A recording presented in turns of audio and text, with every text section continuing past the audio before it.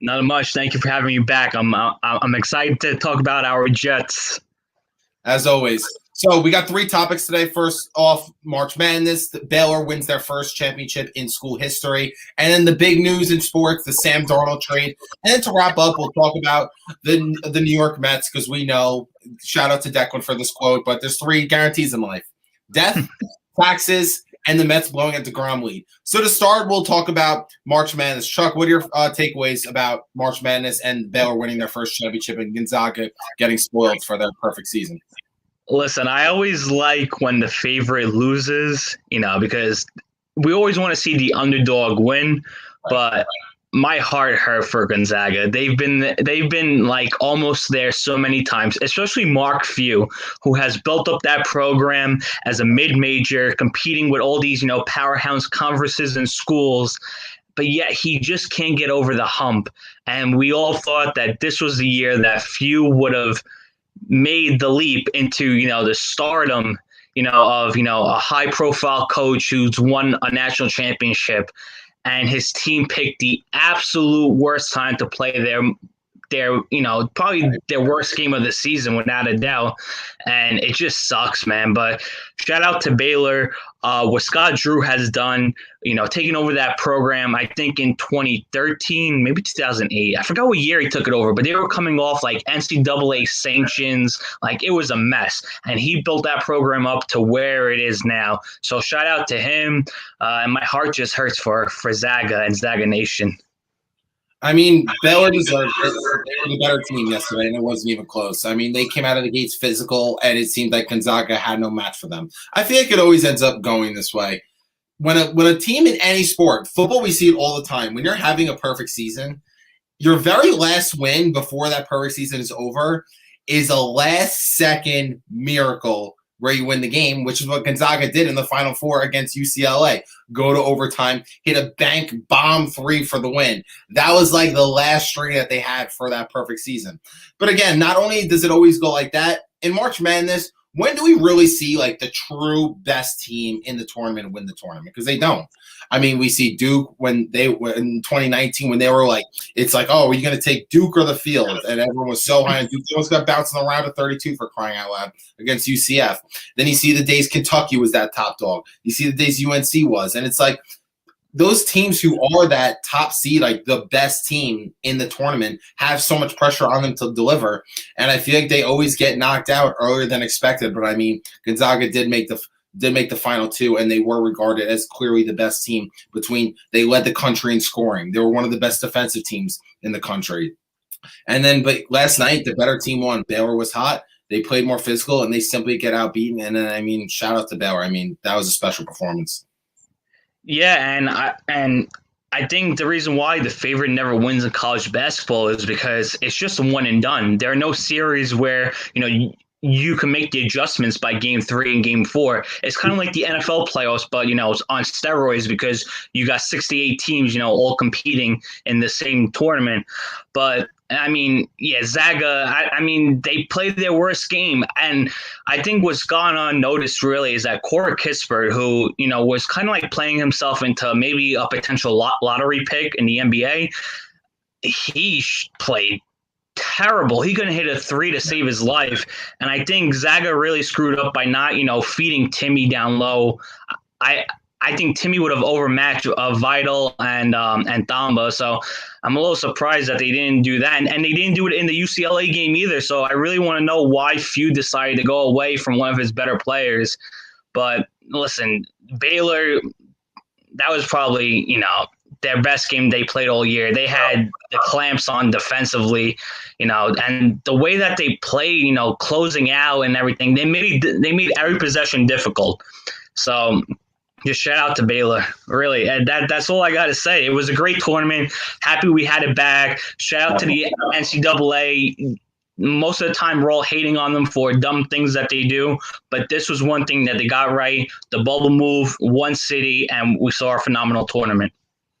For sure, it's always good to see a tournament. We saw a bunch of upsets, things that we've seen every single tournament, but especially with the no home court advantage, we've seen teams really get knocked out earlier than we expected. I mean, Ohio State was supposed to be a Final Four team. I mean, Illinois, people had them winning the tournament, including myself. I'm not going to talk about that.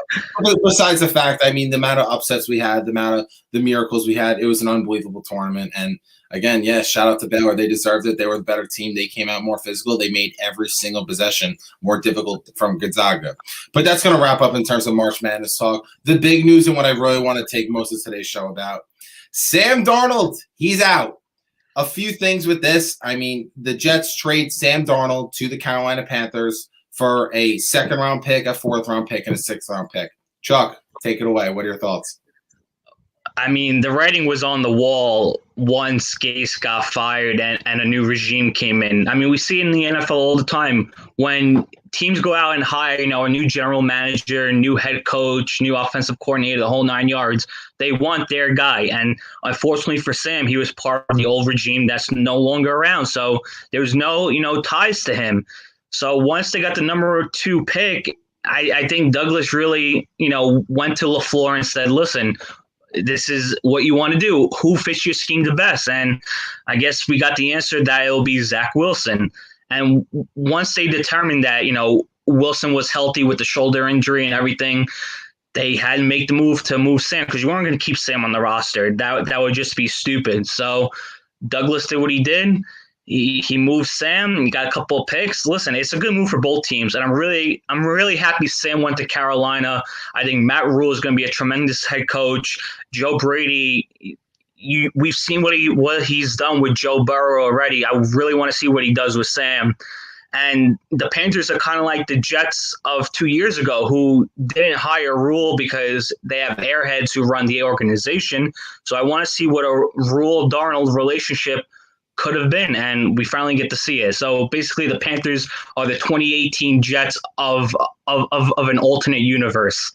Right. A few things to this. I guess you could say bittersweet. So to start, I mean, in terms of Darnold and the Jets, I think both parties needed to split ways because the Jets ruined him, which they are really famous for doing that. They know how to ruin quarterbacks better than any team in NFL history, to say the least, with the Browns being a close second. But that's besides the point. First things first, the Jets are the only team in NFL history. When you put the Jets in only team in NFL history, it's never something good. They are the only team to draft. Well, after this upcoming draft, they will be the only team in NFL history to draft a quarterback within the top 3 picks in a span of 4 years. That is completely embarrassing. That's disgusting. That's embarrassing. That in the 2018 draft, the Jets moved up 3 spots to get Sam Darnold, traded 2 second-round picks, and the second Sam Darnold was drafted, all social media, all Jets Nation, we finally found our guy. The drought is over. It took so long to find him. Now we finally did. Carrying on, all to trade him 4 years later. Are you kidding me? Really? And then not only that, since 2011 to 2018, not one player that the Jets drafted in the first round is on the current roster right now. That is completely pathetic. And 2019 is going to be pretty close because Quentin Williams doesn't look too promising, and I expect him gone really soon. So with that being said, it just shows how pathetic Mike Maccagnan has been in terms of drafting and just what the Jets make of their draft picks. Since 2011, I mean, the only guys who were really promising in terms of talent were Muhammad Wilkerson in 2011, and then Jamal Adams until they ended up trading him in terms of pure talent. And then after that, they've really never shown any talent or first-round talent, to say the least, since then. But I guess I like the move to move Sam Darnold because, I mean, it would be his 3rd new coaching staff in 4 years. I mean, they basically ruined him. But I think the Carolina Panthers got themselves a franchise quarterback and a quarterback who will be a top 15 quarterback in this league, if not a top 10 quarterback. He now has Christian McCaffrey in the backfield, a better coaching staff with Joe Brady in the mix, reconnecting with Robbie Anderson, which an undrafted New York Jet happened to be a great wide receiver. Of course, they let him go. You got DJ Moore, and they have some pieces around him. So this is going to be the first time we really see Darnold with some sort of talent because he hasn't had in 3 years. We don't know how a good coaching staff could develop him. And to say the least, have some talent around him because that's another thing that Sam Darnold has never had around him. Sam Darnold was 13-25 as the New York Jets starting quarterback. That looks bad, right? Well, without him, since 2018, they've been 0-10. So, I mean, how much slander does he really deserve? I feel like the Jets in 2020, at least, have had every problem except him. I think he was the only thing that wasn't the problem. But when your offensive line was so disgraceful, when your running game was in the toilet, you banked on a 55-year-old Frank Gore. You didn't even have a number 4 wide receiver as your number 1. You had the worst coaching staff imaginable. I mean, you couldn't have been in a worse situation. But the thing I do like about moving him, your best ability is your availability. Darnold has missed an extended period of time, 3 years and 3 straight seasons in his 3-year career. Like, I want my quarterback to be available.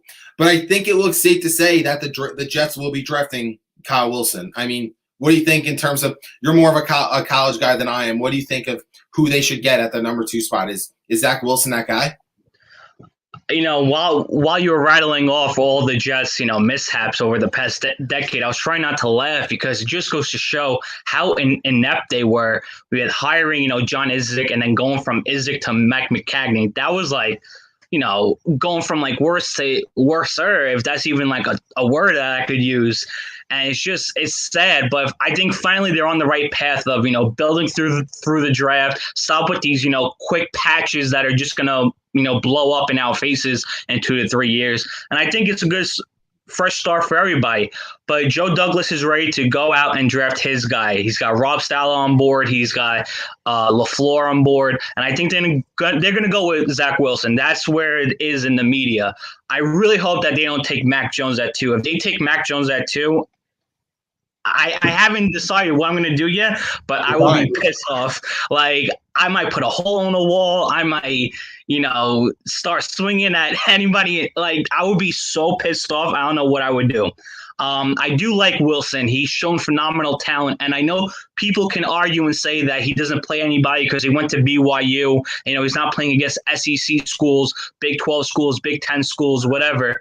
But, you could make that argument, but then you got to look at it on the other side. And who is he playing with on offense then? He's playing on guys who are going to be future, accountants or real estate agents. He's not playing with top, NFL talent that other, like, Trevor Lawrence is playing with, first-round guys. Justin Fields is playing with first-round guys. Mac Jones, right, exactly. Mac Jones had the Heisman winner. You know what I mean? Joe Burrow, look at all the talent he played with his senior year at LSU.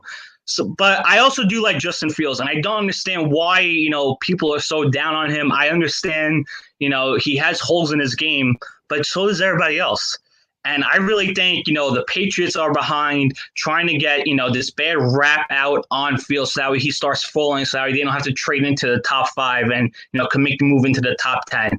But if they go with Fields or Wilson, I'll be happy about it. I really do like Trey Lance, but I think Trey Lance is more of what Patrick Mahomes went to, where you have a playoff team or close to a playoff team that needs, a future quarterback, and they're able to sit him for a year. And that's why I think San Francisco traded up to get Lance, because they could roll with Jimmy G, who took them to a Super Bowl. Yes, he's not the best option, but they went to a Super Bowl with him. So you roll with Jimmy G, let Lance sit, and then, then you have him in a year or two. But, I mean, if they go with Fields or Wilson, I'll be happy about it. It looks like Wilson is the pick. I'm glad with it. He's a phenomenal athlete. That's what you want. And I think he'll fit LaFleur's scheme well. I think that's what it comes down to. Fit and scheme with these quarterbacks. Because if you have a bad quarterback going into a bad situation like Sam Darnold, it's not going to play out well. And I think it's the new NFL where if you're drafted in the top 5 or whatever and you don't succeed right away, teams are going to move on from you. And it started with Josh Rosen. He went in the top 10, I believe, the year prior, and then he was traded a year later after only playing in a handful of games. That's what the NFL is. What can you do for me now? And it's so important to have a young quarterback on a rookie contract. That's what teams are trying to do.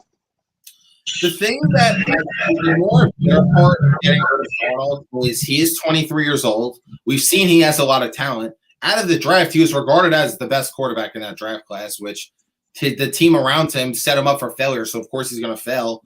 And it's not out of the question that he is the most talented quarterback in that draft class. I think right now, as in terms of evidence that we've seen, it's clearly Josh Allen, and it's not even close. Yes, including Lamar Jackson. But in terms of getting rid of him, if the Jets keep Darnold, then they have such more leverage in terms of drafting back a little bit and getting Devonta Smith to give Darnold the number one option. And you could have more leeway in terms of building around him and not having to really scramble to develop now another quarterback, which, again, we don't know how he's going to be. I mean, all year long, the talk was Trevor Lawrence, and then a long second was Justin Fields. Now Zach Wilson had that monster pro day. Now it's like, oh, Zach Wilson's that guy. So, how really promising is that? But I just think if the Jets kept Darnold, that second pick could have been really useful, whether they've used it for a guy like Devonta Smith or they traded back to get even more high leverage picks. Look what the Jets did in 2018. They were the 6th pick, moved up to the number 3 pick, and the Colts got 2 second-round picks. Like, that's a lot for moving 3 spots that really, for the Colts, they had no loss for it. So many teams are desperate for quarterbacks, and if the Jets just wanted to move back a few spots, the Jets could have moved back for all I care 2 spots. That's probably 2 second-round picks right there. And you're still having a top 4 pick. What's better than that? What the Jets got for Darnold and what they really did to acquire him, I think they kind of lost it. A second-round pick, a fourth-round pick, and a sixth-round pick. Let's call a spade a spade. How valuable is that? Come on now. It's not. It's really not. A sixth-round pick is – don't give me the Tom Brady thing, pick, or a Chris Carson or an Antonio Brown. That is hit. That's like hitting lotto. That's hitting like a 9-team parlay. Sure, it happens. It's not going to get a 9-team parlay. It's not going to happen. A 4th-round pick, what are you going to get out of that? And a 2nd-round pick, it looks sexy on paper, but in reality, what are you really doing with it? Come on now. Yeah, I think what hurt the Jets the most with everything is that in the beginning, it was basically Lawrence, then Fields as like the number 2, and then an unknown. But then Wilson played himself into a top 5 pick. Lance, is really highly regarded among scouts, even though he only played in 1 game, over the past 2 years, I believe, because of COVID. And, Mac Jones came along. Kyle Trask is another guy who might go in the back end of the first round. So there are options there for teams who need quarterbacks. And I think that's what hurt the Jets the most, because there isn't as much, supply and demand within the quarterback situation. But I think with the new GM, think about it, Douglas is only on the contract for 5 years. So last year, I believe, was his first year, if I'm not mistaken, or whatever. So he's only got, 2 or 3 years left on his deal. So you got to know when to strike and to get your guy. You want to bring your guy in because his job is on the line. You want to succeed as soon as possible, and he's going to build up his team through the draft. Now, with that being said, you could make the argument, yes, you could have kept Darnold, traded back, see what he could have done in a new system, and whatnot.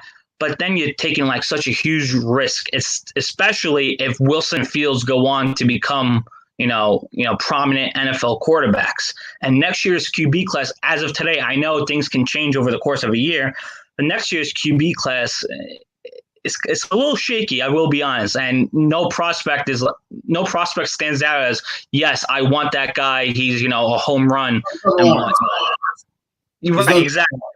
Right, exactly. So I think it was good for them to start listen, we even said it before the season started, and I even said that this is a 4-12 team at most, and they ended up going 2-14. So it was good for them to just blow the whole thing up, start new quarterback and a new system. They have 50 billion draft picks between this year and next year, and that's what you want to do. And I think that's why Douglas aimed for having picks next year, because you don't want to put all your eggs into the same basket. They have now, I believe, 10 picks in the first 3 rounds between this year and next year. So if a prospect, if suddenly there's a can't-miss prospect and the Jets are terrible again next year, which if they are, then, they have the option to move back. They could do what the Dolphins did. Dolphins traded out of 3 because they have Tua. They don't need a quarterback. Hopefully the Jets get that same deal next year where they get, 3 first-rounders for, a top 5 pick and just keep building capital. But if there's a guy next year who shoots up the draft boards, the Jets could trade up and get that guy. They have the capital now. Douglas has flourished, the cupboard of, draft picks, and that's what teams love, draft picks, without a doubt. And that's what he's going to build through the draft. They still need a cornerback. They still need an outside linebacker. Still need a receiver. You need offensive guards, and that's what they're going to do. They're going to build it through the draft. We saw with Mike Maccagnan. How many times did he, spend because he couldn't pick any? Like, the guy can't even pick his nose. Like he was so bad at drafting. And we saw a time, and you just mentioned all the draft picks that flopped. Like, it was just crazy. But I think building through the draft and then filling your holes through free agency is the route, however you want to pronounce it, is the way to go, without a doubt. I mean, since 2008, the Jets have not had a draft pick in the first round that was on the roster more than 5 years that I can remember. What is since Vernon Gholston? Maybe that was the bust of the bust that the Jets have, and then a close second's got to be Calvin Pryor. But I mean, it's like a 1980 Toyota Corolla versus a 1985 Honda Civic. I mean, pick your poison at that point. But the Jets just really have just nothing going in terms of their draft stock. I thought that Maccagnan did a decent job in free agency most years when he took over in 2015. I mean, 2015, after 2014, they went 8-8. No, they went. They had a brutal year. I think they went 6-10. Right. 2014. They went. So, yeah. And then Maccagnan flipped that around, acquired Fitzpatrick, then Marshall and Decker on the outside, who had monster years, and they were 10-6. And then Fitzpatrick choked in week 17. But I mean, they were right there between. I thought in 2015 they were a top team in the NFL. And then in 2016, people went back. Oh, should he bring back Fitz, or should he bring back Geno, or to just have Geno Smith take over? And Fitzpatrick was the right answer, even though I think, again, there was no right answer there, because I think both would have turned out the same way. But the right thing to do was bring back that team you had in 2015, because they're one of the best teams in the league.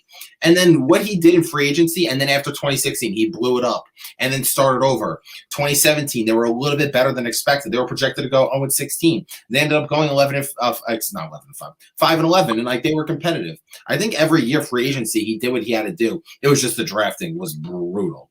And I always tried to give him a pass for the drafting, but the drafting was really bad. But I thought free agency, he always did what he did. He made the most of what he could, especially dealing with the Jets.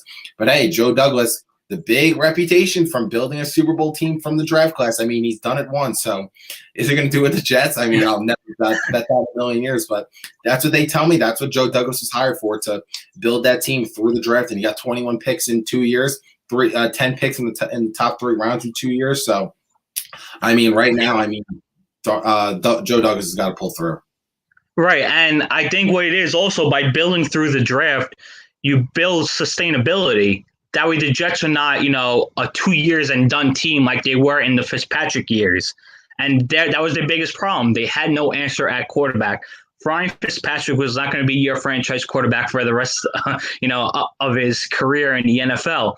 And I think that's what hurt them the most. Yes, any team can go out, sign a couple of guys, compete for a playoff spot, but the goal is to win a Super Bowl. And I don't care what any fan says. Yes, it's nice to have your team make the playoffs, but once you make the playoffs, you want to win a Super Bowl. That's always the main goal. That's what I want. I don't care. I mean, yes, it would be nice to see the Jets in the playoffs, but I want to see them go all the way. I don't want to see them, go to the wild card round and get knocked out. That doesn't bring me joy. It might be cool in the first year. Right. It might be cool in the first year because they haven't been there in a decade. But the next year, that doesn't do anything for me. I want to win, and this might be because I'm a Yankee fan, and it's always World Series or bust. But this is the mindset. You want to win it all every year. I don't care. I want to win every year.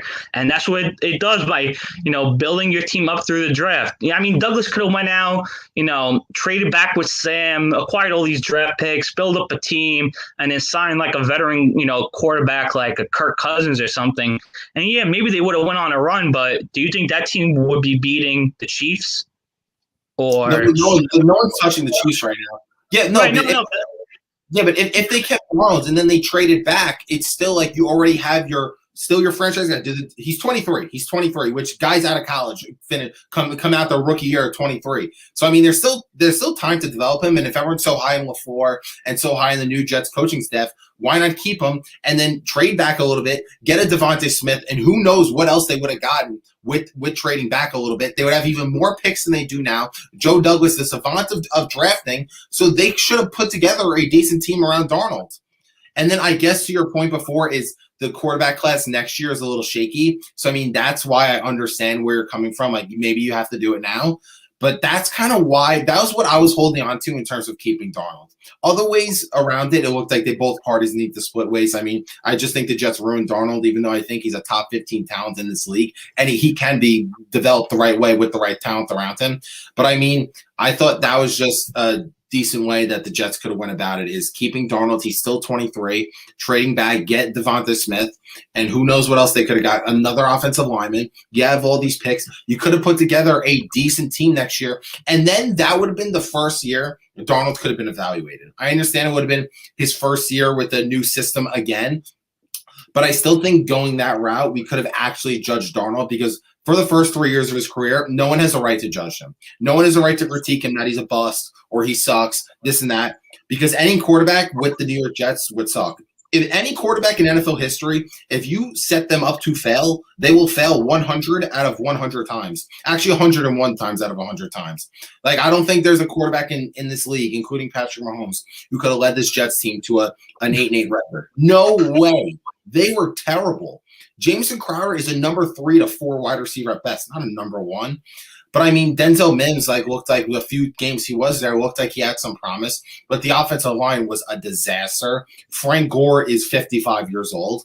The defense was terrible. The secondary was beyond a disaster. I mean, what did people really expect from Darnold? And, again, they're 0-10 without him in 2018. Sure, I understand Luke Simeon or whatever his name is or whatever his name is. It was a disaster. I mean, the Jets had no backup quarterback.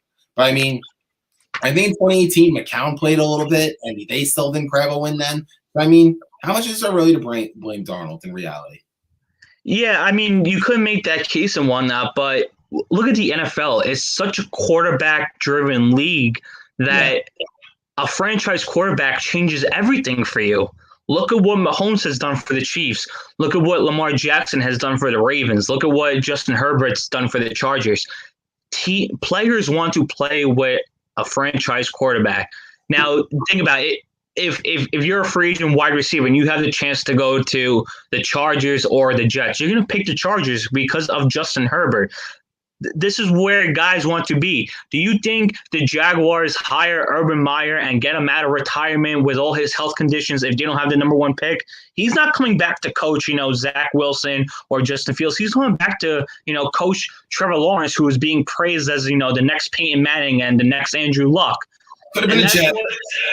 Right, no, but I'm saying, but that's what a franchise quarterback does. Now, if Zach Wilson comes in, right, and plays out of his mind, right, how good does that look when the Jets need to get to free agency and need guys to come? We saw it with Tampa and Tom Brady. Tom Brady replaced Jameis Winston, right, but how many players then said, I'm going to take less money and go to Tampa? NFL's a hard cap. Right? So this isn't the NBA where, you can make things work with money and whatnot. Guys took less money to go play with Tom Brady and go chase after a ring. And that's what you want to build. You want guys who want to come to your organization who will give up money, because at the end of the day, it's all about the money and all about staying under the cap, and try to win a ring. Think about it. Sue, I think, is only making $10 million next year. He had a phenomenal season. There's no way if he gets to the open market, teams are giving him way more than $10 million. But it's all about sustainability and having a franchise quarterback. Once you have that guy, it changes the whole dynamic of your team.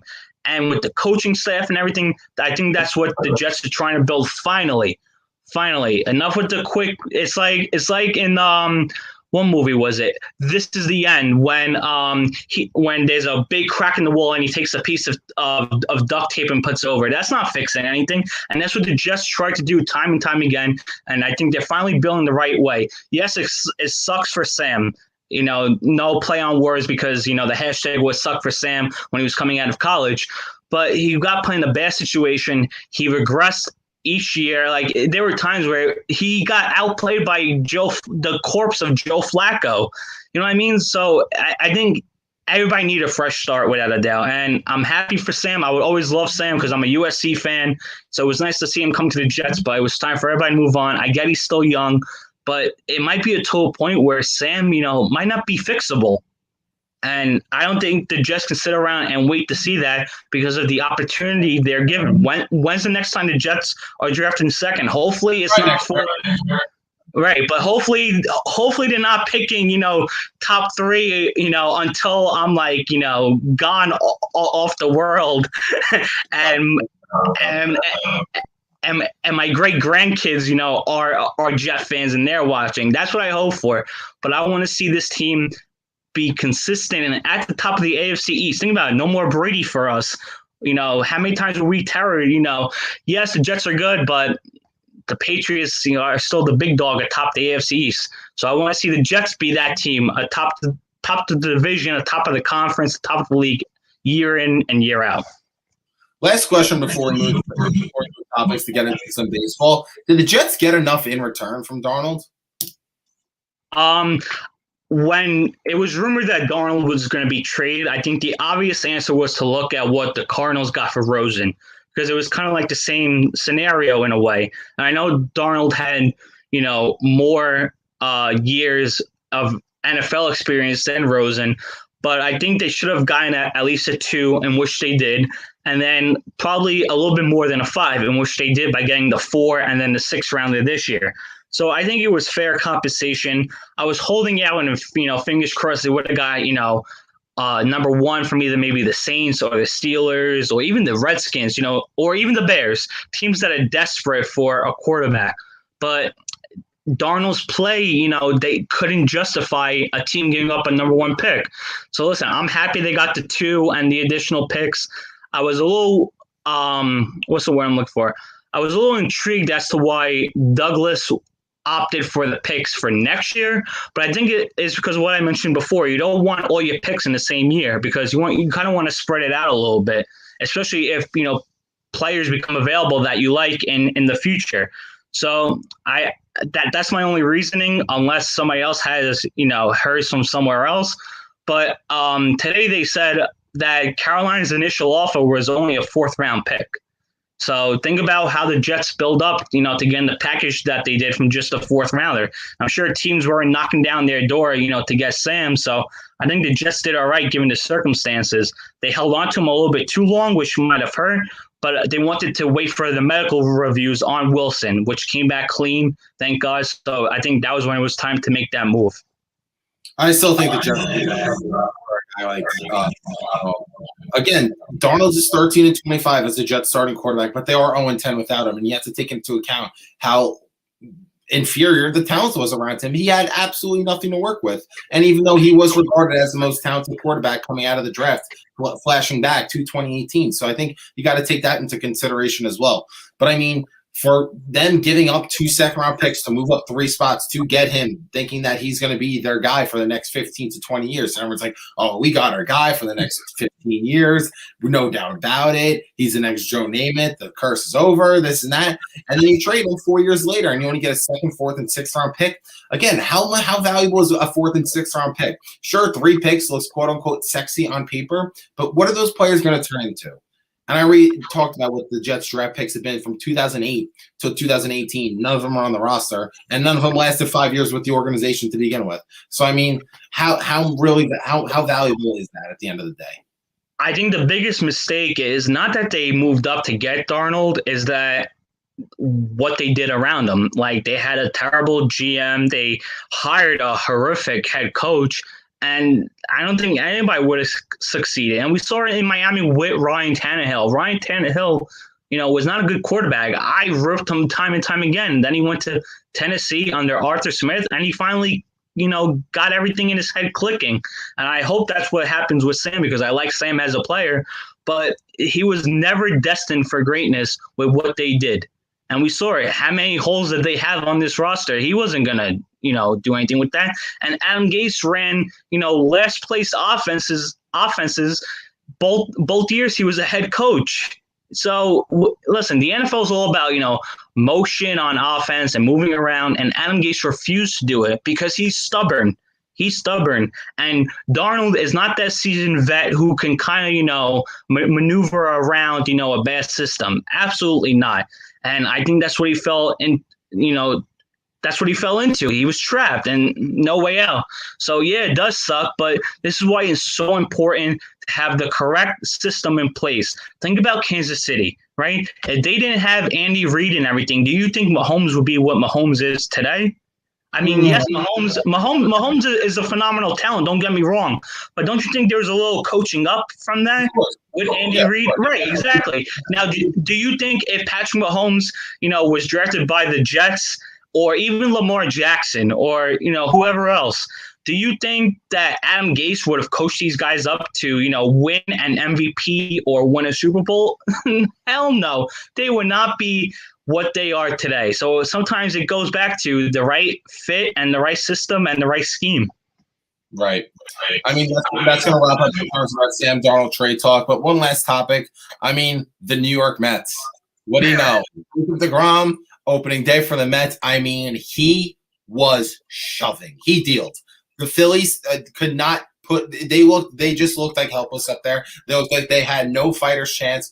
deGrom hit 102 at one point. His last pitch hitting 101. Comes out at 76 pitches. And then the Mets do the New York Mets. They do what the only one of the three guarantees in life: death, taxes, and blowing a deGrom lead. What are your thoughts on the Mets taking deGrom out? Should they have kept him in? Should you ride him out, or first start? You got to watch his pitch count. I think first start after a COVID-plagued year with a possible mega extension on the horizon, you kind of want to play carefully. But now I didn't watch the game because I was busy working, so I didn't see how deGrom was pitching. But if he's breezing through the lineup like you just said, there's no reason to keep him out there. Yeah, you want to. I know pitchers nowadays, once they get to 100.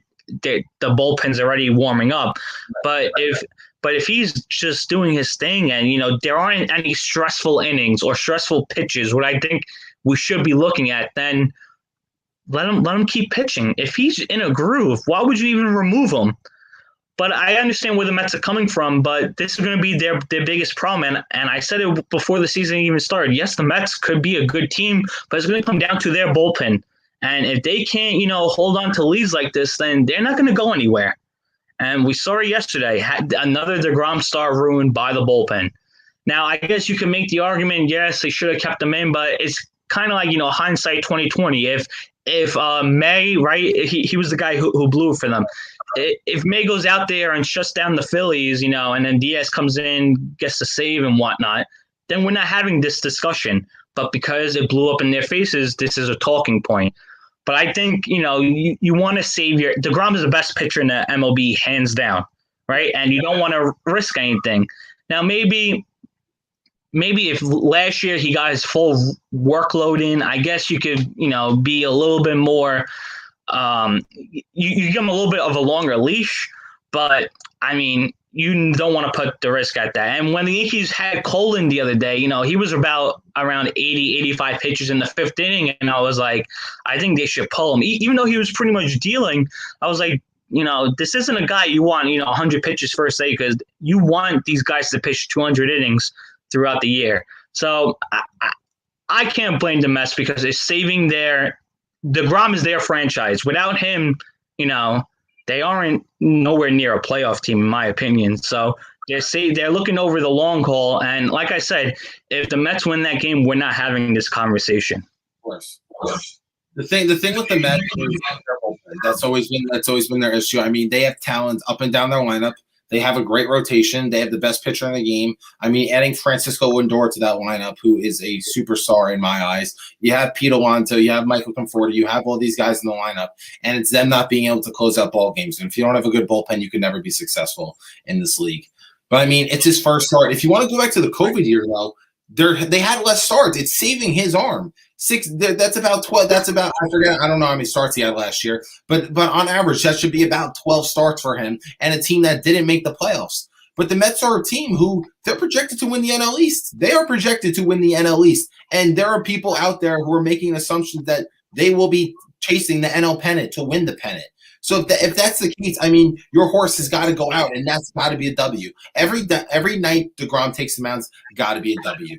And in terms of his pitch count, limiting his pitch count, that's got to be on him. That should not be a manager telling you what to do. We don't like when the governor tells us what to do. The pitcher couldn't be told what his coaches want from him in terms of when he has to come out or how long he wants to stay in. That should be on him. If he is not having any stressful innings, if he is cruising like he did, ride him out. When he says, "Nah, I'm done," then you take his word. I'm done. He's the best pitcher in the game by a wide margin. So he needs to be the one to say, it's no more for me. Like I did my work, or no, I'm cruising. I'm finishing this game out. It's one. I think he could have started the seventh inning. If you're at 76 pitches, start it. I like the idea. If you walk a guy or you let up a leadoff hit, you're out. But in terms of how, dude, like they weren't touching him. I mean, he was messing around with the slider, didn't really use a curveball, didn't really use a changeup, and he's fanning guys. He has a different type of 101, 102 that he ended up hitting yesterday. He has that late life that guys just can't catch up to. I mean, even the few base hits the Phillies had were defenseless swings, awful swings rather. If he is cruising, you got to let him tell the call. He's the only person who knows how Jacob deGrom is feeling is Jacob deGrom. That's the moral of my point I'm trying to make right here. If he feels good, if he wants to stay in the game, he's got to stay in the game. If you see something that he's a little rattled or his fastball's dropping or he's losing his command and you want to yank him, sure. But if he's that successful, I mean, you have to let him. You have to ride him out because games like this for a team like the New York Mets are going to be crucial down the stretch for a team who is obviously a non-successful franchise. I made the playoffs in 2016. They didn't make the World Series in 2015. But if they want to get back to that, every night deGrom gets on the mound and has a quality start, which he's breaking records for that aspect. I mean, that's got to be a win. And I saw a stat that I believe deGrom is like 36-41 in his career starts at the Mets when his ERA is close to below 2. That says enough. I rest my. I don't know what to say. Now you are right about deGrom should be feeling what he's feeling, when he's out there pitching. But sometimes you got to protect a pitcher against themselves. I'm a competitor, Brandon. I'm sure you're a competitor. I'm sure all these aces in the MLB, are competitors and they want to pitch until their arm falls off. But we've seen time and time again, that doesn't work out too well for the pitcher in the end. And the Mets fans that are complaining should just look back to Matt Harvey in the playoffs where he wanted to go back out for another inning, coming off the injury and everything, and he got hurt. And that was basically the end of the Dark Knight era in New York City. You know what I mean? I know deGrom's a smarter pitcher than Harvey, and he doesn't have, he's not coming off the injuries and whatnot, but you want deGrom pitching for you game one of the playoffs rather than a measly start on April 5th. Think about it. Baseball is a long season. You're going to have, your ups and your downs. You're going to go on your winning streaks, your losing streaks. But as long as deGrom's healthy for game one in October, that's all you should be worried about. You got to get there. You got to get there. And the way I understand is deGrom winning games. Right, I understand, but this is just game of 1 of 162. Like deGrom's going to have to start battling now in the dog days of summer. Going out there pitching in this New York City humidity where it might be like 90, but it feels like 102. Right? But I mean, I have no problem with them. Trying to save his arm. Yeah, he probably could have went out through another 10, 20 pitches and got through the 7th, but. I mean, I'm not going to sit here and cry about it. The Mets need a bullpen. We know it. Everybody's been saying it since before the season started. So if you're going to complain every time deGrom gets taken out, well, guess what? Go out and get the bullpen arms. The Phillies had the worst bullpen in the league last year. I think they had like a 70 ERA at worst. It was probably even higher. And what did they do? They went out and they overhauled their entire pen. That's what the Mets need to do.